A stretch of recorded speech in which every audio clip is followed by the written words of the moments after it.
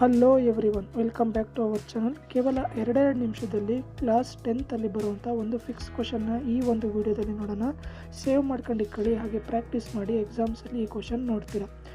Acid, bases and ಸಾಲ್ಟ್ಸಲ್ಲಿ common names ಮೇಲೆ ಒಂದು ಕ್ವಶನ್ ಬರುತ್ತೆ.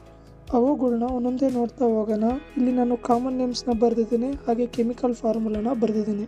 ನಿಮಗೆ ಎಕ್ಸಾಮ್ಸ್ನಲ್ಲಿ ಕಾಮನ್ ನೇಮ್ಸ್ನ ಕೊಟ್ಟು ಕೆಮಿಕಲ್ ಫಾರ್ಮುಲಾ ಕೇಳಬಹುದು. ಮೊದಲನೇದು ಕಾಮನ್ ಸಾಲ್ಟ್, ನಾವೆಲ್ಲ ಬಳಸಿರುವಂಥ ಉಪ್ಪು. ಇದ್ರ chemical formula NaCl, chemical name sodium chloride. ಎರಡನೇದು ತುಂಬ important, bleaching powder CaCl2 whole twice. ಇದನ್ನ ನಾವು ಕ್ಯಾಲ್ಶಿಯಂ ಹೈಪೋಕ್ಲೋರೈಟ್ ಅಂತ ಓದ್ತೀವಿ. ಮೂರನೇದು, ಇದು ಕೂಡ ಇಂಪಾರ್ಟೆಂಟ್, ಬೇಕಿಂಗ್ ಸೋಡಾ ನಾವೆಲ್ಲ ಯೂಸ್ ಮಾಡಿರ್ತೀವಿ. ಇದ್ರ ಕೆಮಿಕಲ್ ಫಾರ್ಮುಲಾ NaHCO3, ಓದೋದು ಸೋಡಿಯಂ ಬೈಕಾರ್ಬೋನೇಟ್. ನಾಲ್ಕನೇದು ನೋಡೋಣ, ವಾಷಿಂಗ್ ಸೋಡಾ. ಇದ್ರ ಕೆಮಿಕಲ್ ಫಾರ್ಮುಲಾ Na2CO3.10H2O, ಓದೋದು ಸೋಡಿಯಂ ಕಾರ್ಬೋನೇಟ್ ಡೆಕಾಹೈಡ್ರೇಟ್.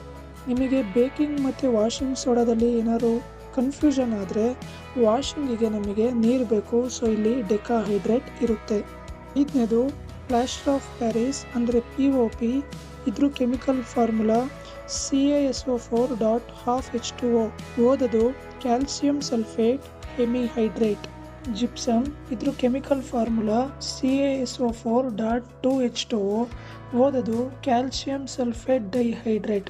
ಸೊ ಇಷ್ಟನ್ನು ನೀವು ನೀಟಾಗಿ ಸ್ಕ್ರೀನ್ಶಾಟ್ ತಗೊಂಡು ಪ್ರಾಕ್ಟೀಸ್ ಮಾಡಿ. ಇಷ್ಟರಲ್ಲೇ ನಿಮಗೆ ಎಕ್ಸಾಮ್ಸಲ್ಲಿ ಕ್ವಶನ್ಸ್ಗಳು ಬರುತ್ತೆ.